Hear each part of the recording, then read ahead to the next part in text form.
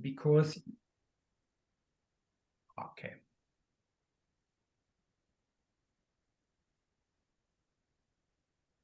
Okay, then hello together.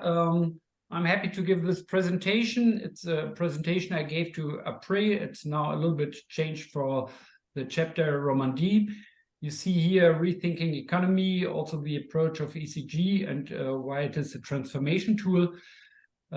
We start with the content. It's 3 parts: challenges, the necessary reconnect, brief introduction to the ECG, that means Economy for the Common Good movement, and then also a common good balance sheet as a transformation and organization development tool for companies and organizations. To start with, I always say we are facing huge challenges today. They are much more bigger than 40 years ago, so especially climate change, but also other things. There's also another area what we have to see. It's faster, better, higher, the complexity, information overload, time pressure, polarization, also fake news, hardly any sense of responsibility, and also overstrain for the people. And the task is to implement new thinking and solutions to secure a good, dignified and suitable life for future generations. And we need an economy that serves people and protects the environment. And that's what ECG tries to do. There's quite interesting literature, some of them in German, but also available in English. It's Gemeinwohlökonomie, that means from Christian Felber, Economy for the Common Good. It's also available in French. Then Reinventing Organizations, that's from Frederic Laloux. Maybe you've heard of this. That's about the changes necessary in the culture of organization itself. Or then also Kate Roberts, Donut Economy, what we use. And also the book from Wuppertal Institute, that's the big transformation, especially about climate change. And when we talk about huge challenges, maybe you've heard about it, of Harari. He also published a lot of books, also Homo Deus, but here then also 21 lections which we have to learn if we want to face or to address the challenges what are happening right now in the world. And as a Swiss society, it's not so easy. Maybe you have seen such a picture, how hot may it get. You see it up to 5 grade Celsius warmer. And also then here, right now, or let's say a few years ago, we cared about COVID. Right now, and we don't really address recession, also climate change and loss of, let's say, biodiversity collapse. It's a nice cartoon. And interesting is everything is available. It was different when I started dealing with sustainability, but now I think we have all concepts and also some technical solutions. And especially in Switzerland, we could afford to implement the necessary transformation step by step, consistently, but we seem to lack the imagination what the world will look like in 2050 or 2100 without the right measures. I will show another chart for this later. What we have is a big acceleration in economy. It's interesting, and it's really questionable if we can keep, not questionable, I think we can't keep the Holocene like it was in the last years, but we need it for the next 50,000 years. And that depends very much on our human activities. Let's see, world population, you all know, but that's then really the real world GDP, factor 11 by end of 2022. That means within 70 years, that's a lot. That means the consumption accelerated a lot. Also, we need much more fresh water, energy consumption, also factor 7 versus 1950, and use fertilizers factor 10. And we are not aware that since 1970, the number of mammals, birds, reptiles, and so on has decreased by 60%. It's not only 60%, it's 68% right now. And the extent of chemical pollution has not been quantified. And decline in freshwater reservoirs and acidification of the oceans are well documented. And we don't ask us these questions. How does the way I shop, eat, travel, earn a living, choose, do my banking, and generally behave affect the social and planetary boundaries? I think the group listening right now do this, but most of the people don't do it, and that's a problem. And if we see what happens in the last 20 years, that's a nice chart. They see population increase by 20%, but then you see also GDP, but even more, and over 20 years, it doubled the material footprint. And so that's shows the pictures, what happens right now. I think every 20 years, we double our economy worldwide. That will also happen the next 20 years. I get even a little bit earlier than that, and that's quite threatening. And if we think about our economic system, we have since the 80s, middle 80s, neoliberalism, and they are responsible for serious undesirable developments in economy, society, and the environment.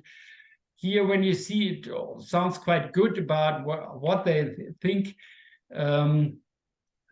how the system works, free trade and free global investment, and everybody cares and fights for himself. That's not so easy. Free competition must be protected. That's right. The state has to set the necessary framework conditions, among other things.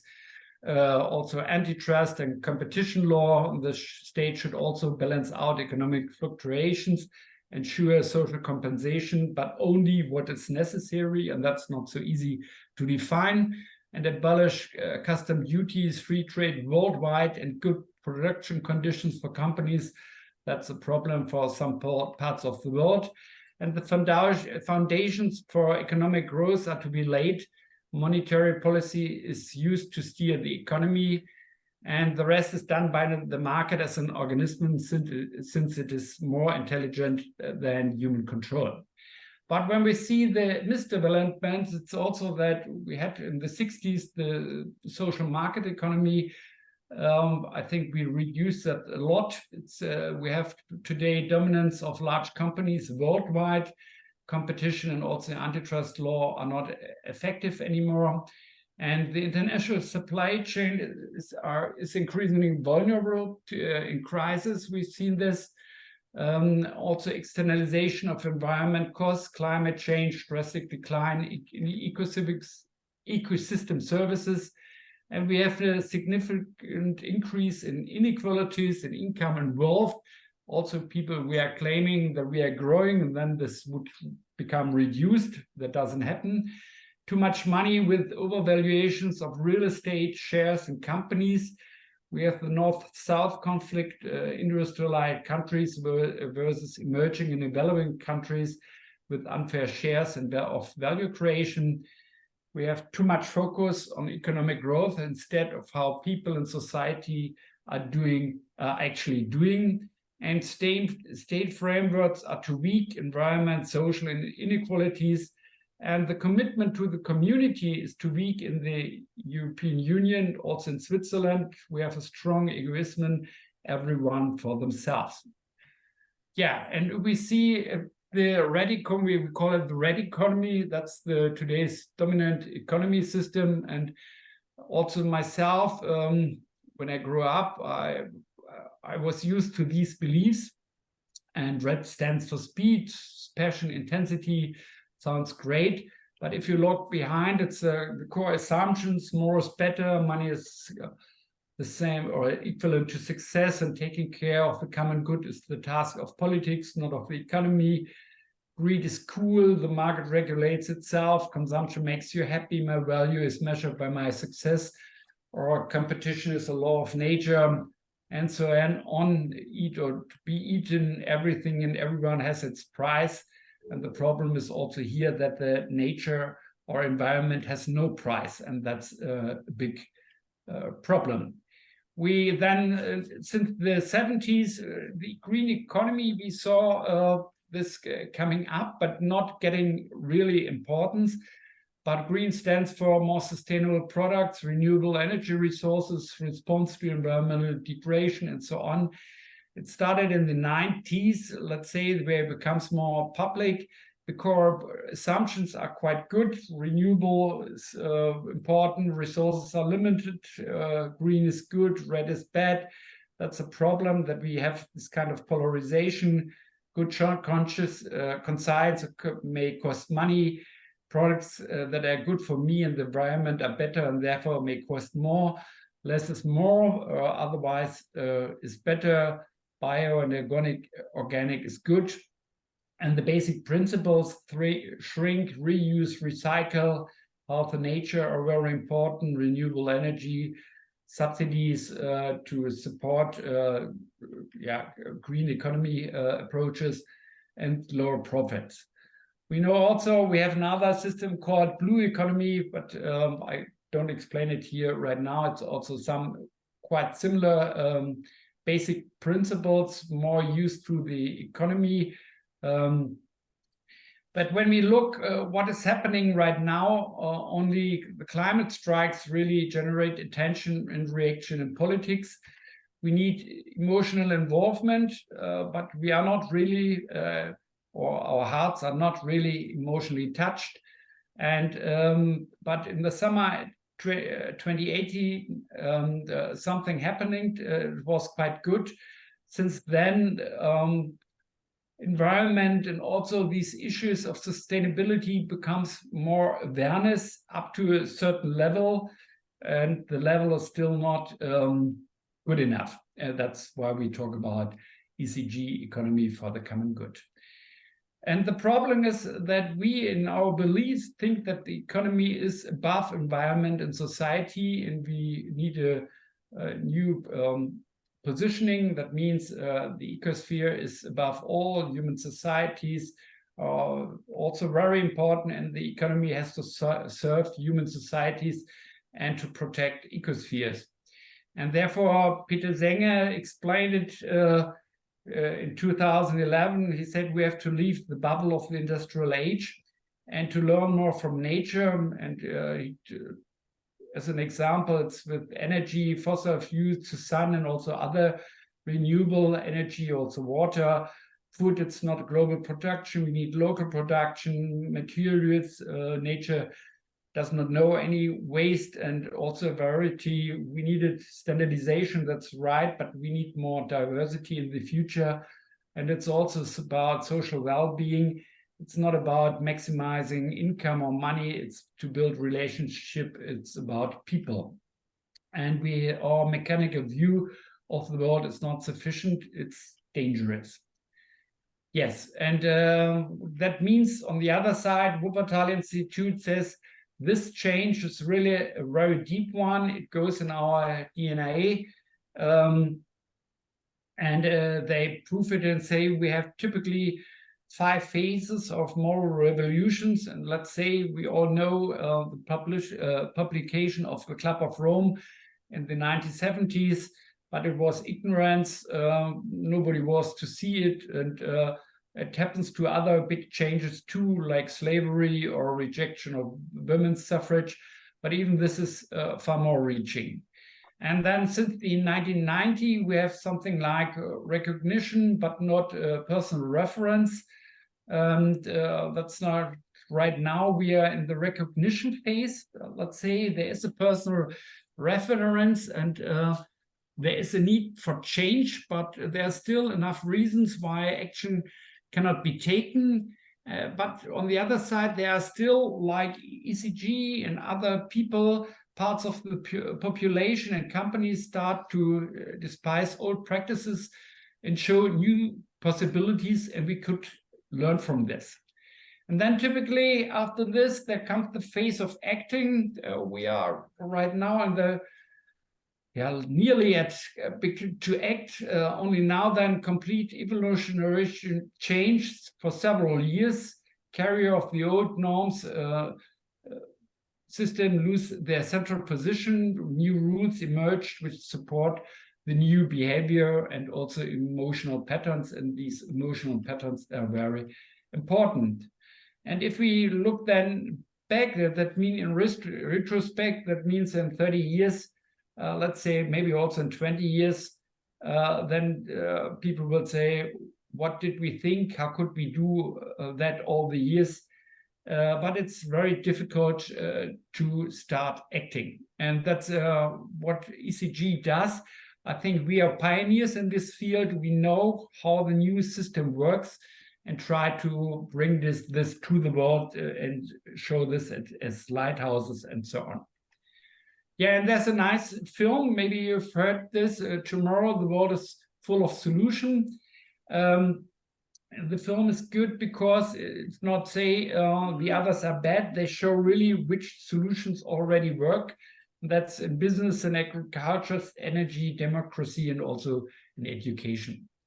And I also like to use this chart from Daniel Wahl. He showed it at an OBO forum, where he shows we really don't see far enough. It's right now we are in this degenerating the system that has a very mechanistic design, and we know the problems what we have. We try to become green and also to become sustainable, maybe in 2040, but we have to go far, much more far. We have to install a regenerating system or economy for this. That's by the end of 2100 or even earlier than that, promoting dynamic balance in nature. We heard about learning from the natures. We humans no longer see ourselves as separated from the nature or permaculture. You've heard of this: plants, places, soils, insects, and animals from intensive networks of relationships. That means we have there further steps to become regenerative. It's also reconciliatory and also restorative, what we have to explore or to understand much better. I always talked about literature, what we have right now. We have also literature about the future, but that's really not really seen from others. We would be happy if the literature down there becomes more important and we get more known to the mainstream. All right, brief introduction to the ECG movement. Maybe, do you have any questions right now, or can I go on? All clear so far. Okay, then I go on. Brief introduction. You've seen the movies. I think they're quite good for you. Here are the addresses for those who are listening today the first time. It's about changing values. We talked about globalization, and we need more regionalization and resilience. Economic growth, we need ecological balance. We need not self-benefit maximization. We need orientation towards the common good. And competition is also quite fine, but we need much more cooperation and solidarity. Otherwise, we are not able to meet the challenges of the future. And we have a very high consumer orientation, and the vitality and richness of relationships are not appreciated enough. We have to work on this. And also the problem I talked about, power assertion. We need more principle of justice back. There is too much power and too less hands. And the ECG approach is a change in values and also measuring economic success in a new way. And you saw it in the video. It's an economic, ECG is an economic model which makes the common good life for everyone on a healthy planet its primary goal and purpose. And therefore, we use the value-driven or values and try to see that the business becomes more value-driven.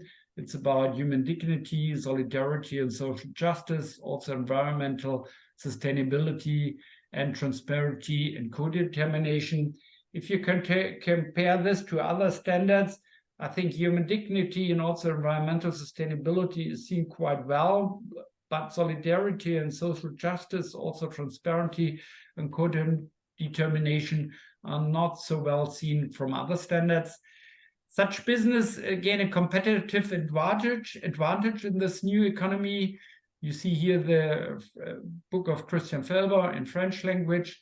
And very important, or also transformation tools are that the financial indicators alone are not enough. We need, therefore, on the level of the GDP, the common good product.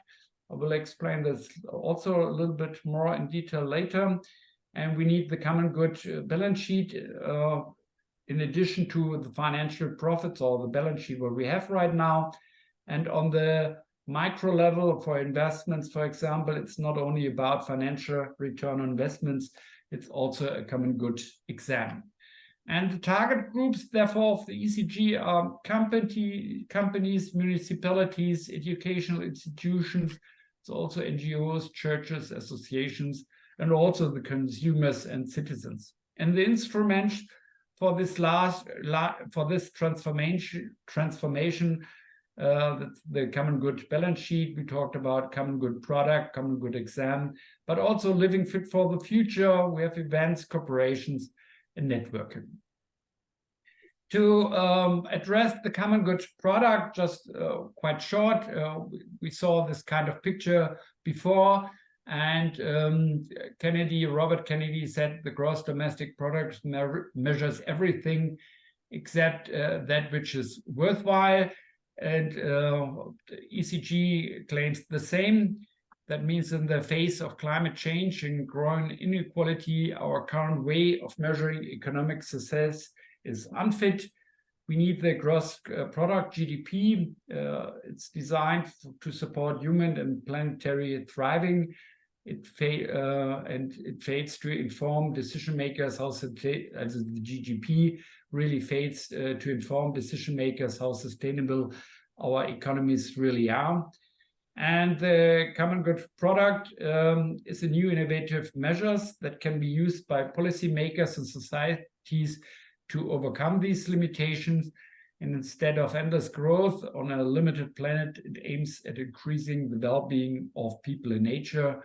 It shifts the focus of success measurement from the means to the goals. And here you see an example for this. That means you see on the left side what the gross domestic product measures, and on the right side what the common good product measures. And you see there as indicators, it's about sustainability, human rights, democracy, inequality, quality of life and happiness, and gifts to society. I've not the time today to go there more in detail. We could do this in another session. About the ECG movement, you see we have worldwide a lot of members. Most of them are really in German-speaking parts of the world, but also we are quite strong in Spain and also South America. Not so strong, also a little bit in the US, not really. France is, we are lacking there. It's a pity. We are working on this. Italy is also not so bad. And here you see the movement, how it is built up. You see there delegates assembly, ECG management team, international federation. It's a quite interesting structure, working quite good. We are using also right now, also in Switzerland, sociocratie. It's a bottom-up approach. Here you see the structure of Switzerland. It's in Germany. Here you see we have ECG International and other countries. Then we have ECG Switzerland, where we have a board, and then also chapters, that mean regional groups, also focus groups, also projects. And here you see the regional groups in Basel, Bern, Biel, Luzern, St. Gallen, Winterthur, and Zurich, and Romandie, our group that's virtual right now, but we met once in Lausanne. That was good. We have about 250 members in Switzerland, and you see there also 82 SMEs as members. Very, yeah, Lorenzo? What type of projects? I can't. We have a lot of projects. But I can't give you a list right now. But let's say, for example, the most important project is really right now that the common good balance sheet becomes more well known. It's also the common good product. It's also about the education portal for education for sustainability, what we are building right now up. But there are also much more projects than this. For example, updating our website is a project. Yeah, correct. Do things like that. Okay. Yeah, also, so typically we have a lot of projects, but we have to talk about this again. Sorry, I can't give you more details on this right now, Lorenzo. Hopefully it fits for you. For us, very important are successful relationships. We talked about people, that they are subjects and not objectives, and it's important in daily life together and in companies. We thought about what is necessary for successful relationships, and the idea of the ECG is really putting values that makes relationships successful into the focus of economic activities. And typically we make then exercise in speeches where we say what are the values for successful human relationships, and you see here a lot of them. We are all aware of them, but if we ask then what values we live in the economy, it's interesting that people then always claim or tell us the negative ones. Let's say in reality, we have a mixture of this, especially companies behaving quite sustainable. They already live the successful human relation values on the upper side, the positive ones very much, and not so much the negative one. But what we see in very hierarchic organizations, there you could find a lot of negative values being practiced. Yeah, and therefore our pragmatic approach for rethinking the economy, sufficiency and a good life, that's instead of growth belief. It's also we need a sense, vision, mission, values, fairness and responsibility. It's also reassessing and measuring performance and success. That's what we talked about. It's also very important to limit climate effects, carbon dioxide reduction, protect the environment, lifestyle suitable for future generations. That's also topics which we address with the common good balance sheet. It's secure social peace and correct inequalities. It's deglobalization. I think also that Europe has to become much stronger again. It's regional products. It's about circular economy up to local currencies. We face big problems with the financial industry. It should serve real economy, and we have to stop casino mentality and greed.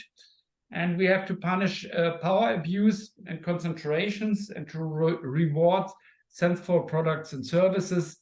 And also very important to protect democracy, rebuild agriculture, strengthen SMEs, and mindfulness is also a very important topic.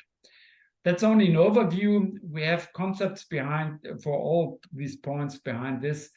And with the film tomorrow, which I like to show, I think we can then solve challenges and take actions with others. But first of all, we have to become much more known to others.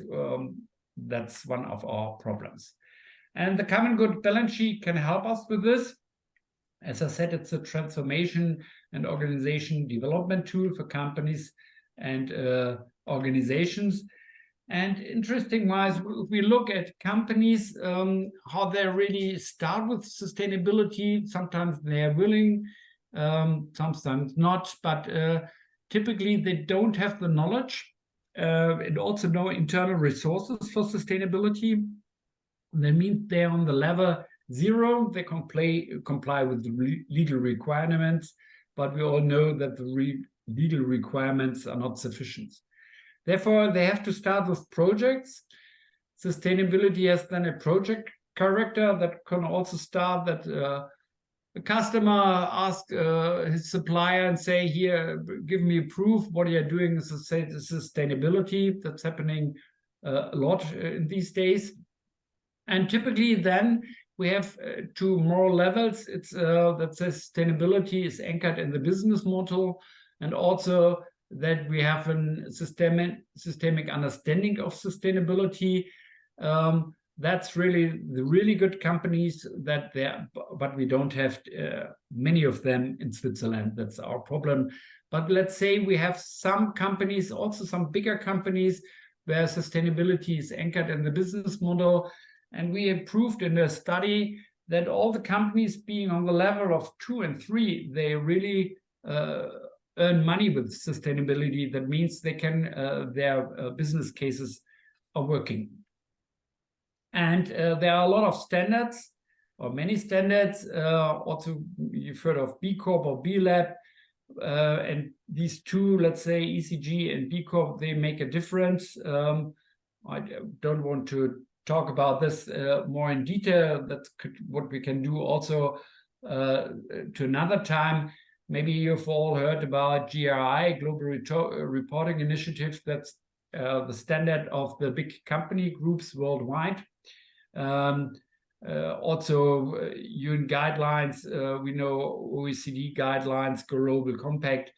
As I said, ECG and B Corps make a difference. And businesses need a code of conduct to ensure sustainability across the whole organization and value chain. And if you look at the 10 principles of the UN Global Compact, they are quite good and also set up in the 19th and also developed further after. And it's about human rights, it's also about labor, it's also about environment, and also about anti-corruption. And that's all fine, but that's not enough. And Economy for the Common Good has says that these 10 principles are not far-reaching enough and also not binding enough. Therefore, in addition, we need, especially in the in the supply chain, we need climate neutrality and drastic reduction of the carbon footprint. We need consistency and sufficiency, not only efficiency. That means resource conservation, longevity of products, reuse, repair, circular economy, waste reduction, also ecological disposal, and integration of the entire supply chain and more focus on regionality. It's also about, we need fair prices and much more price transparency. We need meaningful products, that means sense for the customers and also resource-saving customer use. And treating people as subjects and promoting human relations, we talked about. What happens then, we get a very high employee satisfaction.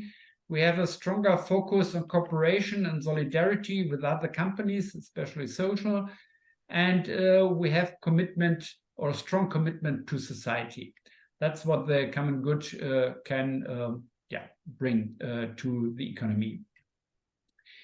And it's important to question a company's motives when it comes to sustainability, especially today. Do they want to have a certificate or being sustainable? That means that's much more extensive, or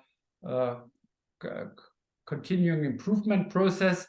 If you talk about certificate, you have an outside-in perspective. The other one is an inside-out perspective, which is much better. I mean, on the left side, it's only about reputation and image at the main reason, materiality on the most important measures or points, and reduction of negative impacts.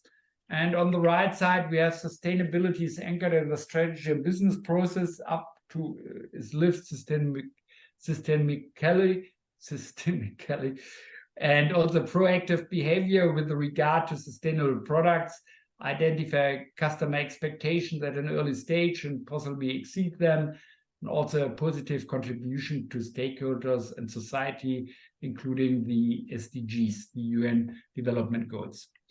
And what we see right now, that most of the companies really are only interested in certificate, even up to, let's say, greenwashing. There's a strong trend, especially also bigger companies. It's not so easy for the customers to understand if this is greenwashing or not. And therefore, being sustainability is really an exception. Yeah, and that's what we try to work on with the ECG. And according to the concept of dual materiality, a company must report both on how its business is affected by sustainability issues, that's outside in, and how its activities impact society and the environment. And that's what ECG is doing. Yeah, the contribution to the SDGs we talked about have also to be examined. Here you see the ones in French. And a company has to ask what concrete contribution can we as a company make to which of the 17 goals, and what effect do we have as a result? That means impact. And the most important are typically number 12, responsible consumption, also production, and also number 13, that's about climate change.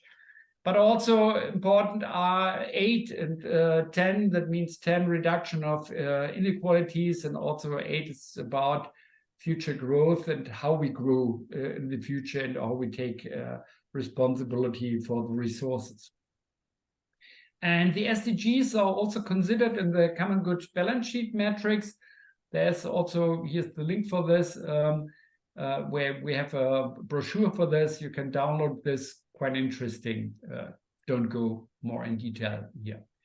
Yeah, then the common good balance sheet, it's based on values, and quite interesting, very good approach. It's an open source tool for transformation.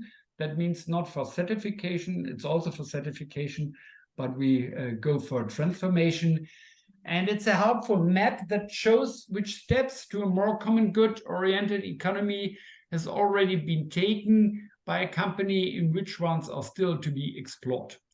And all products can receive a common good label with the score rating. Consumers can thus make conscious purchasing decisions. The goal is the policy gives legal advantages to companies with a high score, but that's where we are not right now because we are not the mainstream. But that's what we are aimed for in the future. And the common good balance sheet, how it is built up, as I said, it's a quite effective transformation tool for fit for future and also sustainability. You see on the left side the whole value chain, that means also all the stakeholders. Then you see the 4 values. It's about human dignity, always having for each stakeholder group 1 criteria, at least here solidarity and social justice, and also environmental sustainability, and also transparency on co-determination. That means at the end, companies have to address 20 criteria, and for each of the criteria, we have or in total for the common good balance sheet, we have a handbook with a lot of questions, and to every criteria there are questions, and also a special question, and also suggestions how a company could perform or doing better in these fields. And you can download these documents, it's all freely available. And what can be achieved with the common good balance sheet process in companies? The first thing is to know the spectrum of requirements for sustainability on the basis of the 20 criteria. That's what I already mentioned. The problem of most companies is that they don't know what is really the range of sustainability, what belongs to it. And then they can take stock of the entire value chain. That's about all the stakeholder groups. and with the involvement also of the respective stakeholders. During the process, they get best practice insights. We provide benchmark analysis, and also we have a peer group process, talk about this, where some companies work together.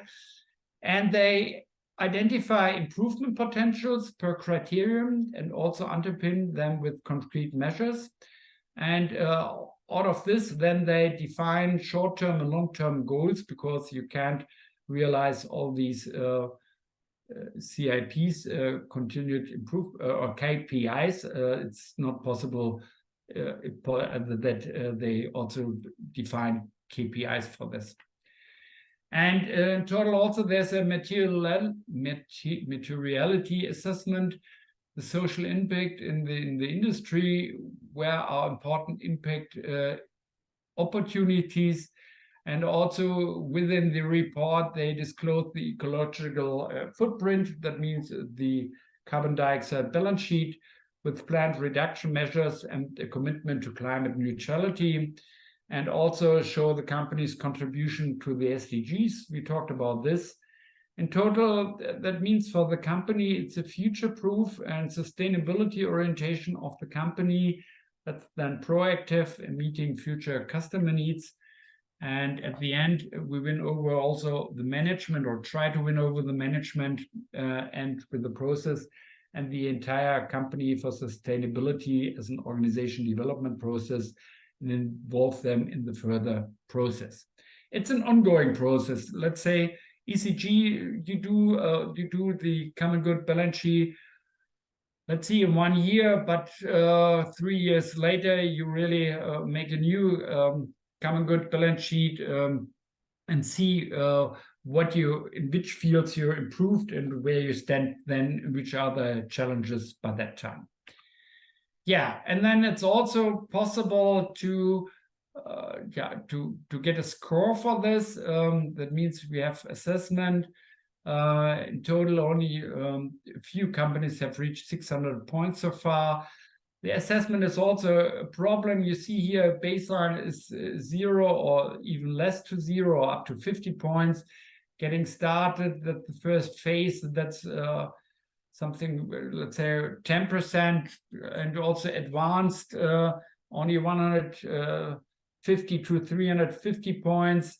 Experience then 350 to 650 points, and we have then a very broad range for exemplary, that be really sustainable companies, but not a lot of companies really reach this level. And also, if we talk about companies which we address or which we can reach with our approach, they are also interested to get quite good score, and that's not so easy to get a good score, especially if you look at negative criteria. Sorry, that's only in German. I haven't found English translation. I think there is one, but I haven't found it right now. That means you can also collect negative points for unfair behavior. We are the companies then doing these the common good balance sheet should we have the goal or the vision, the more socially responsible, more ecological, sustainable, more democratic, and more cooperative, the greater the advantage for a company should be. Also tax advantages and so on. Actually, in practice, we can show that they get advantages, that they can realize advantages, but what we can't, we have still the problem with externalization of costs, and companies have to face this, that companies behaving not sustainable have big cost advantages against others. That means you have to be really a difference and to convince the customers that you're better than the others. Yeah, there has been a study of assessment of sustainability frameworks. It's available in German and also in English. We have evaluation criteria for this.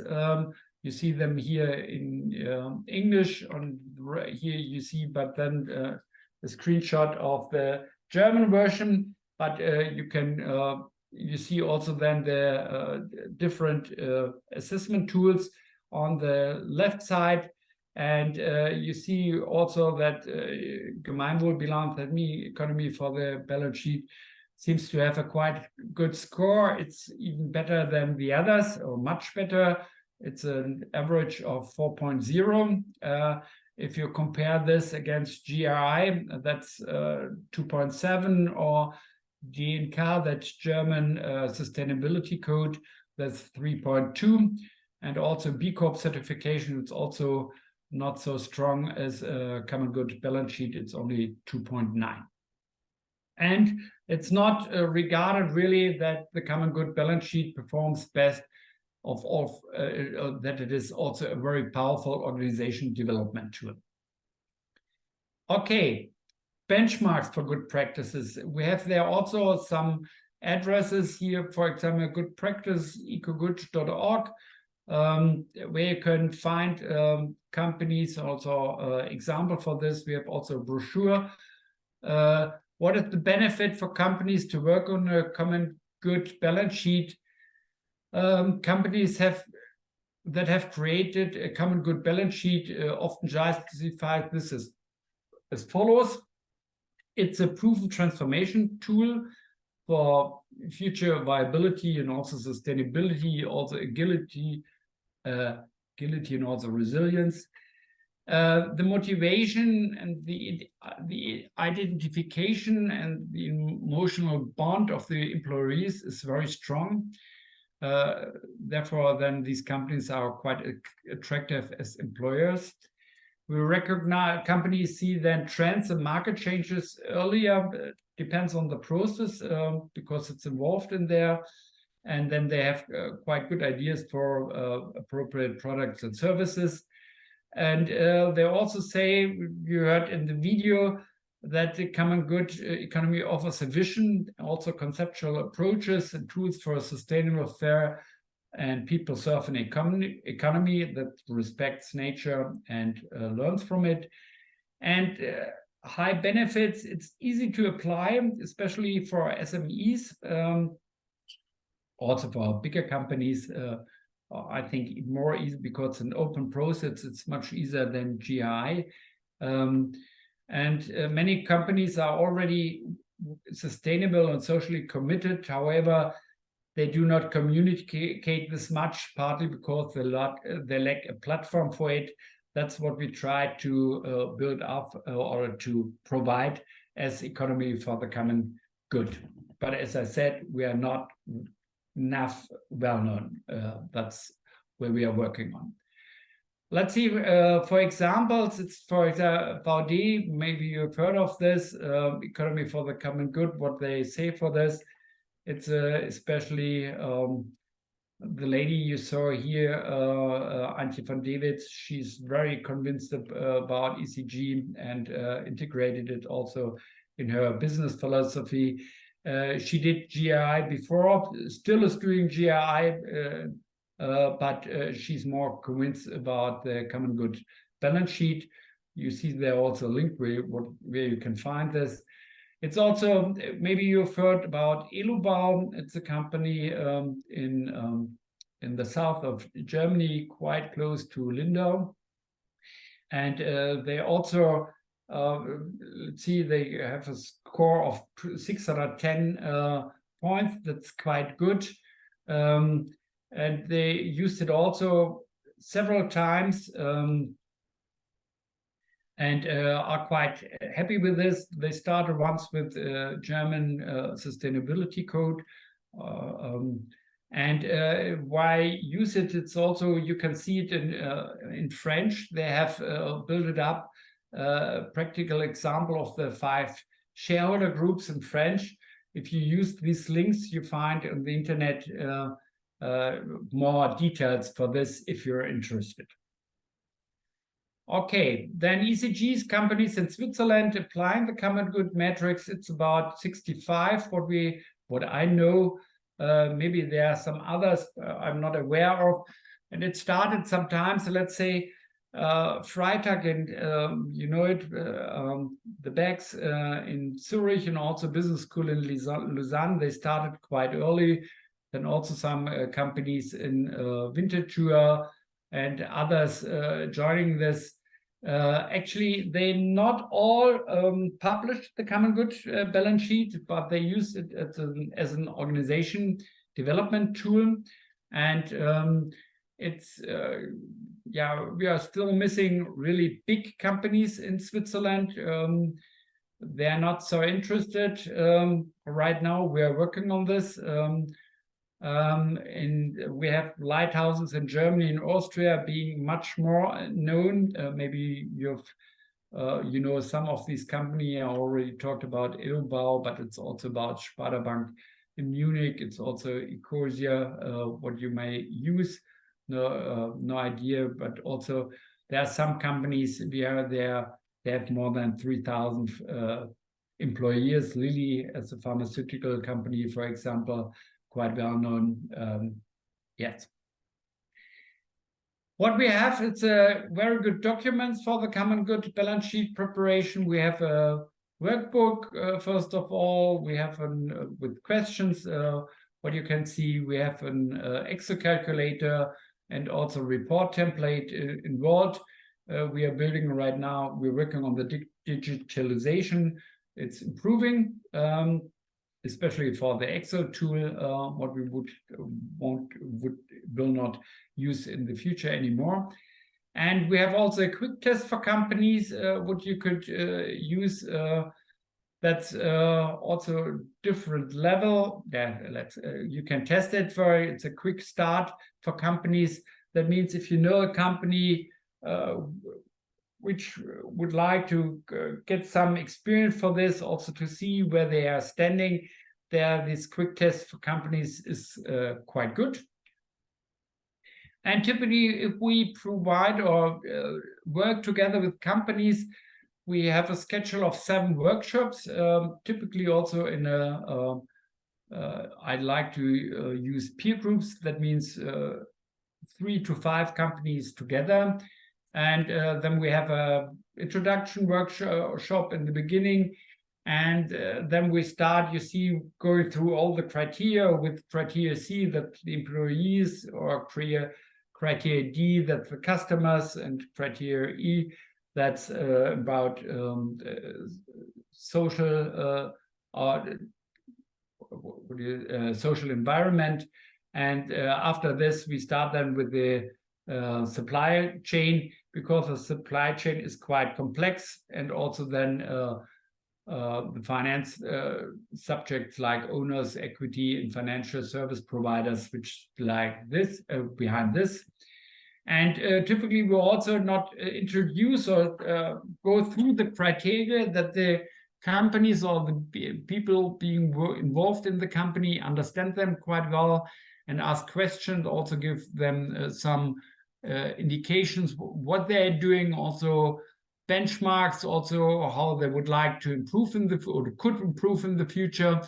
And at the end of the workshop, we then talk about what they wrote down in the meantime.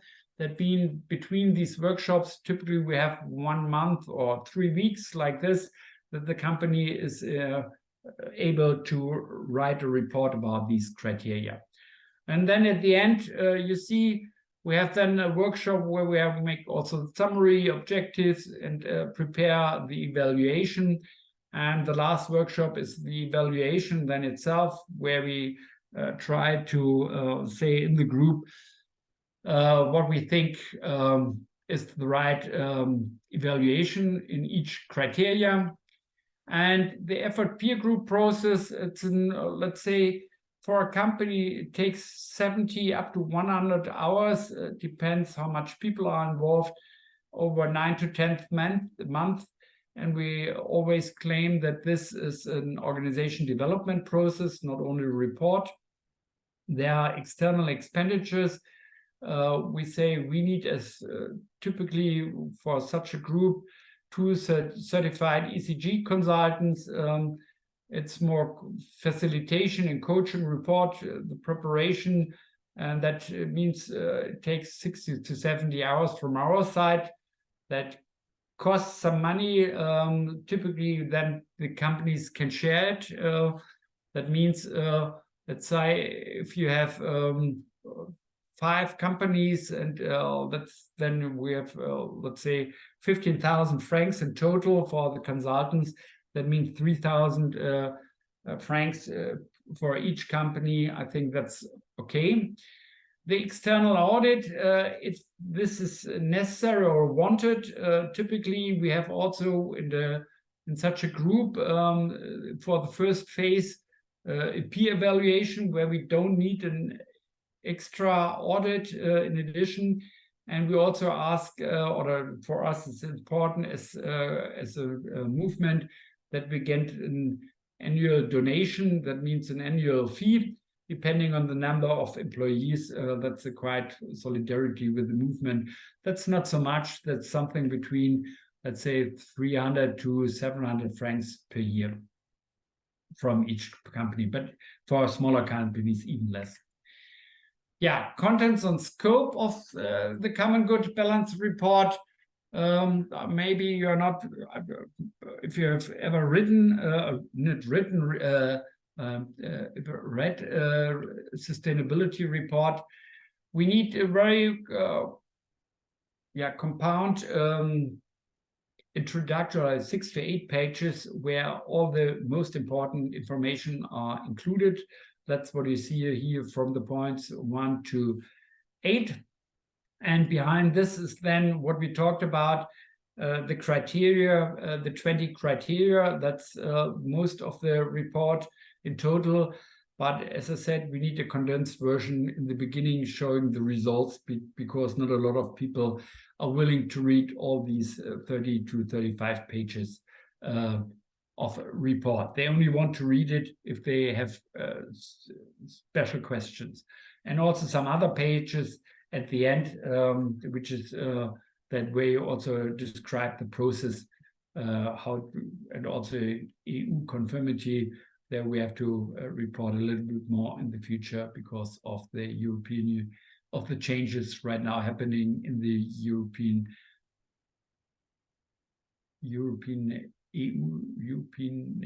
Union. Yeah, correct. Yeah.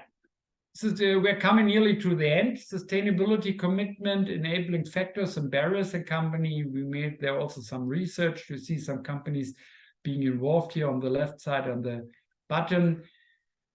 The most important promoting factors for sustainability and corporate responsibility is the support from top management.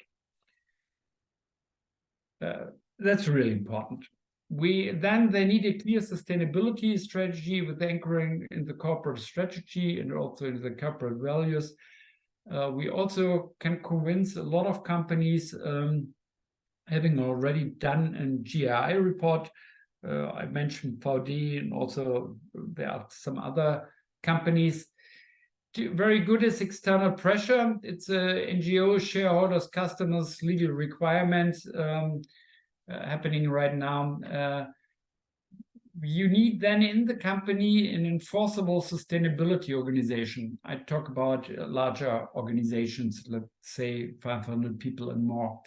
That's then also with expert committees, targets, communication, training, ambassadors like this, and then also transparent goals, KPIs, and also measures deeds.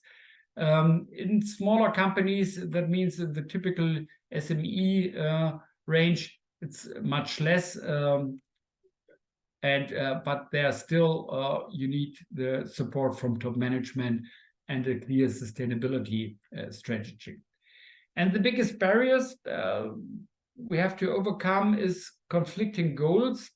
And I always, when I start a project, I say we have to talk about these conflicting goals. It's about short-term thinking, other priorities, cost pressure, business relevance. We have to convince the company that sustainability is really business relevant. And then to support from the top management. And always, that's also a challenge also for us with the Common Good balance sheet to convince a company to start with this. Typically, we start with some lower projects. It's about thinking and talking about the company culture, or also the SDGs, or also carbon dioxide footprint, because sustainability is really complex, and that can lead to an overload, and that's not so good. Yeah, that's my speech. I stop now, and hopefully it was quite interesting for you.